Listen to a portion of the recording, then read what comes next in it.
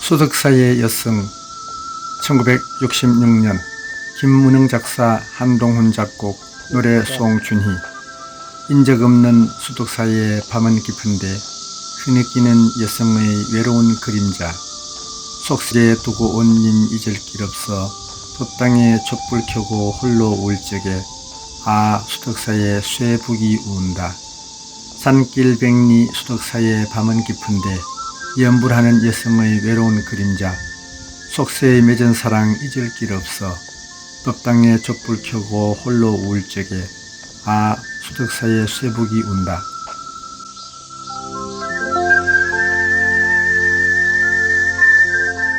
이 노랫말에 수덕사 여성이라는 단어가 있지만 그 주인공은 누구라고 확인된 것이 없다. 다만 세상 사람들이 그 주인공을 일엽스님이라 추측할 뿐이다. 노래가 대히트를 하자 수덕사 기원성함의 일엽스님 문도들이 찾아와 노래하지 마라, 가사를 바꿔달라며 그 진항의를 하였다고 한다. 이 노래가 신여성으로 문필을 날렸고 2번 결혼했다가 출가한 일엽스님을 떠올리게 한다는 게 이유였다. 이런 우여곡절을 겪으며 가수 송춘희도 숭산 스님이 지어준 법명 백년화로 불교 신자가 된다. 가수이자 음성포교사인 수덕사의 여성 가수 송춘희 씨를 기념하기 위하여 절 앞에 있는 주차장에 노래 기념비를 세웠으나 수덕사 스님들에 의해 이 기념비는 바로 없어졌다고 한다. 서문 일엽스님 일대기. 실제로 수덕사의 여성이었으며 한국 비구니계의 거목으로 추앙받는 김일엽 스님. 김일엽 1896년 4월 28일 출생, 1971년 2월 1일 입적. 일제강점기의 여성운동가, 언론인, 시인이자 대한민국의 불교 성녀이며 시인 겸 수필가이다. 일본 유학 중에 만난 친구 춘원 이광수가 일본의 여성작가 히구치 이치오처럼 큰 인물이 되라고 이름자를 따서 지어준 일엽이라는 필명을 썼다. 목사의 딸로 태어나 일찍이 고아가 되었으나 어머니와 외할머니의 배려로 삼숭 보통고등학교를 마쳤다. 그 뒤 1913년 이화학당에서 신학문을 배웠다. 1918년 이화학당을 졸업한 후 일본으로 유학, 도쿄의 일본 니신 여학교를 졸업했다. 일본 유학 시기부터 화가 나해석 등과 함께 자유연애론과 신정조론을 외치며 개화기 신여성 운동을 주도했다. 일본 유학 중 문인으로 데뷔, 시와 소설, 칼럼 등을 발표하였으며 귀국 후 1920년에는 폐허지의 동린으로 참여하고 1920년에는 신여자지를 직접 창간하였다. 언론 활동으로는 1921년과 1931년 매일신보의 기자로 있었고 동아일보의 기자로도 있었으며 동아일보, 조선, 조선문단, 매일신보 등의 칼럼과 논설을 기고하였고 1925년부터 3년간 아현 보통학교의 교사로도 근무하였다. 나해석, 김명순 등과 함께 여성 해방론과 자유연애론을 주장하고 여성의 의식계몽을 주장하는 글과 강연, 자유연애 활동을 하였다. 이화학당 시절부터 종교에 대한 회의를 해오다 1927년 불교잡지 불교의 문해란에 기고하면서 불교에 본격적으로 관심을 갖게 된다. 1930년대 초 서울의 선학원 등에서 참선을 하였으며 1933년 만공선사 하에서 출가하였다. 출가 시 만공선사가 선 수행을 위해 읽고 쓰는 것을 중단하라는 말을 따라 20여 년 집필활동을 중단하다 1950년대 후반에 다시 글을 발표하기 시작한다.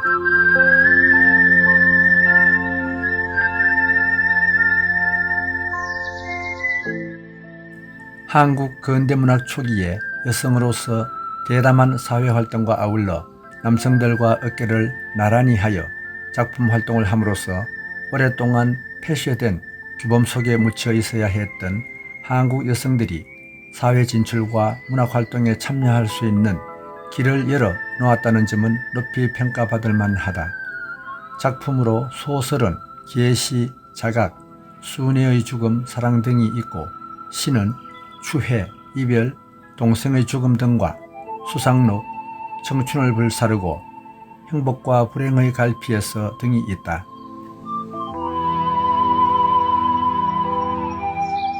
수행, 오도송, 고인의 속임수에 헤매이고 고뇌하기 예로부터 그 얼마인고 큰 웃음 한 소리에 설리의 도화가 만발하여 산과 들이 붉었네.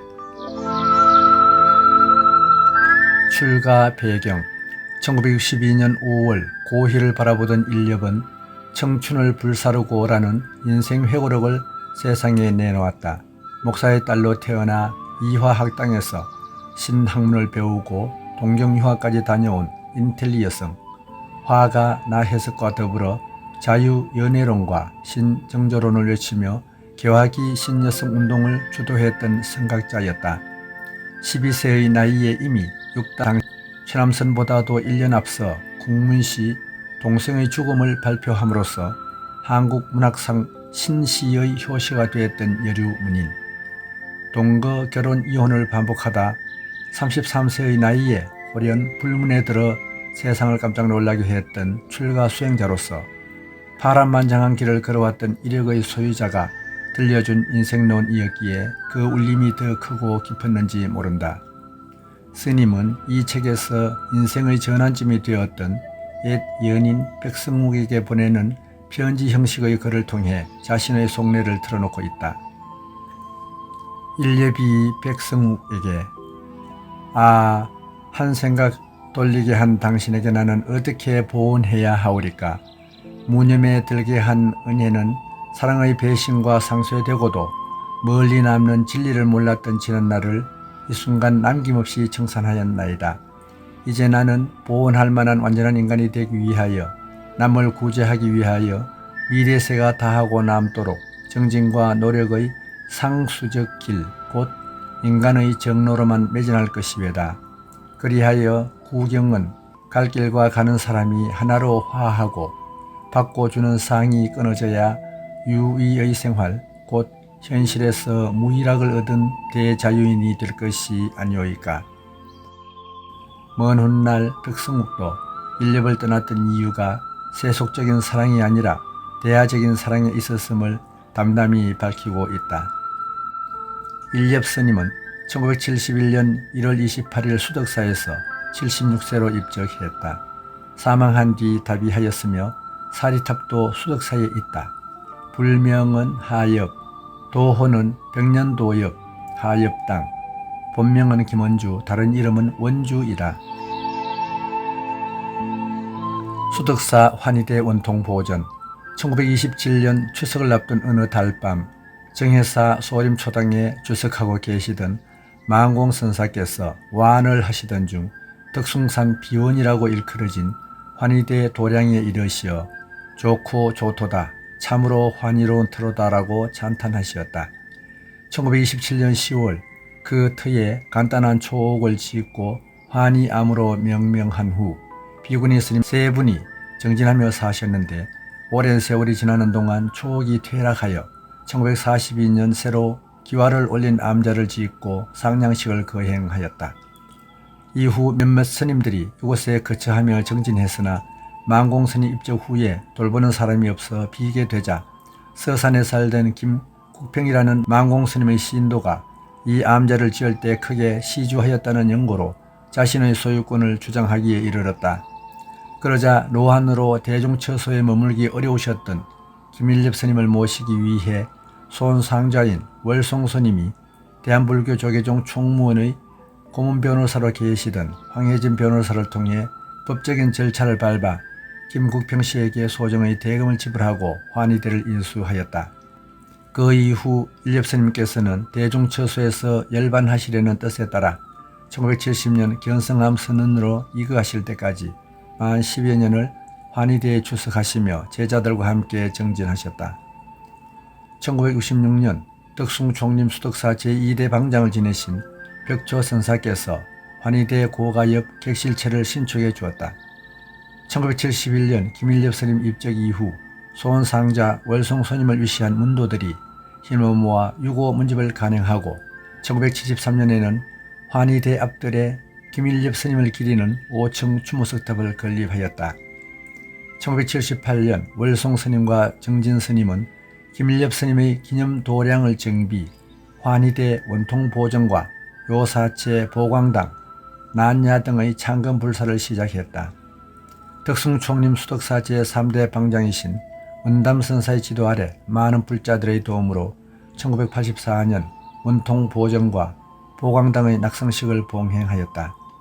2007년 12월 정진 월송 스님의 불사 공덕을 기리는 인이보탑을 건립하였다. 일엽 스님은 출가 전 자유연애의 상징이었지만 출가 후에는 누구보다 엄격했던 율사 선사였다. 일엽 스님에게는 아들이 있었다. 오다 세이조는 아버지를 은행 총재로 둔 일본 최고 명문가의 아들이며 당시 규수 제국 대학생이었다. 남자 부모님의 반대로 결혼하지 못하고 헤어지는 아픔을 겪는데 이때 둘 사이에 아들이 하나 태어난다. 이 아들은 아버지 친구의 양자로 입적되어 자라나게 되며 이 사람이 한국과 일본에서 인정받는 유명한 동양화가 일당 스님이며 이름이 김태신이다. 어머니를 따라 스님이 된 일당 스님은 김천의 직지사에 주로 거주, 활동하였으며 해방 직후 김일성의 초상화를 그렸는데 김일성 종합대학에 지금도 걸려있다고 한다. 당시 그 일로 해서 조총련계로 오해받아 작품 활동에 고초를 겪기도 했다. 어머니가 보고 싶어 어린 아들이 수덕사를 찾아왔는데 불자가 되었으니 속세에 맺어진 너와 나의 모자 인연은 속세에서 끝났으므로 더 이상 나를 어머니라 부르지 말라 하며 모질게도 모자의 정을 끊고자 찾아온 어린 자식을 절 밖에 재웠다 한다. 이때 김일엽의 절친한 친구인 나혜석이 수덕사 밖에 있는 수덕여관에서 같이 지내며 어머니처럼 모종을 베풀고 그림도 가르쳤다고 한다. 여류화가 나혜석은 일엽 스님의 출가를 말렸던 분이고 후에 일엽 스님이 나혜석의 출가를 말렸다는 이야기가 전한다. 밀억종 제5세 종정을 지낸 일당 스님은 어머니가 출가한 뒤 이당 김은호 화백의 양자로 자라며 운보 김기창 화백과 동문수학했다. 일본 도쿄 제국 미술학과를 졸업하고 외모리 미술관상, 신일본 미술원전 미술원상을 받았다.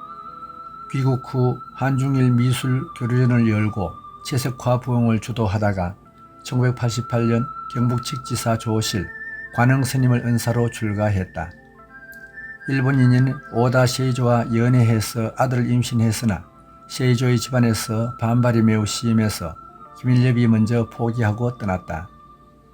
출산한 뒤 아들은 김일엽의 친구인 송기수의 양자로 들어갔고 송영업이란 이름을 얻었다. 아들인 송영업의 삶도 제법 드라마틱하다. 태평양 전쟁 말기에 학도병으로 끌려갔는데 다행히 전공을 살려서 군종화가로 복무할 수 있었다.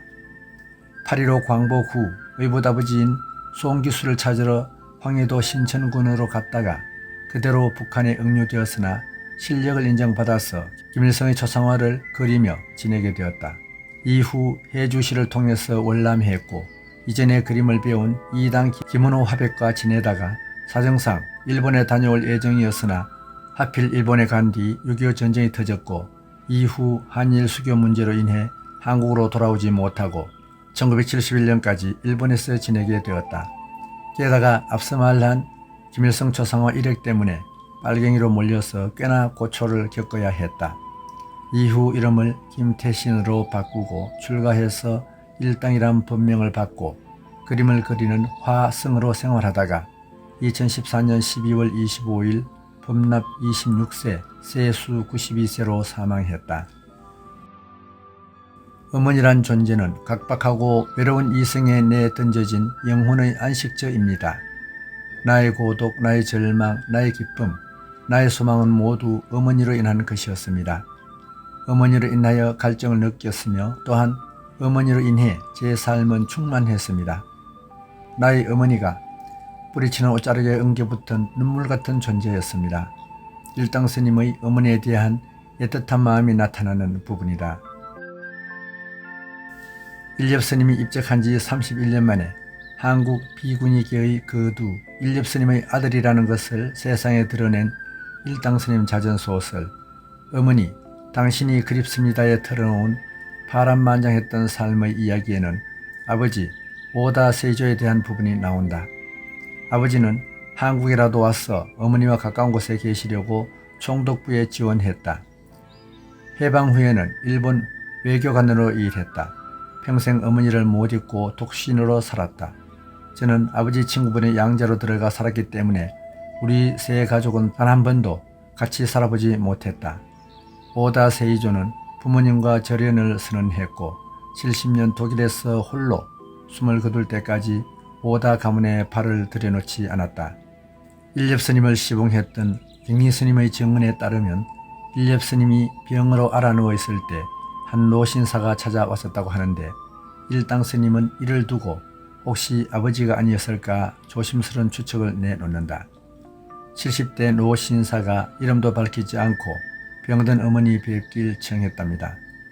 노신사는 방문 앞에서 누워 계신 어머니께 큰 절을 올리고서야 방으로 들어가 일본식으로 무릎을 꿇고 앉으셨대요.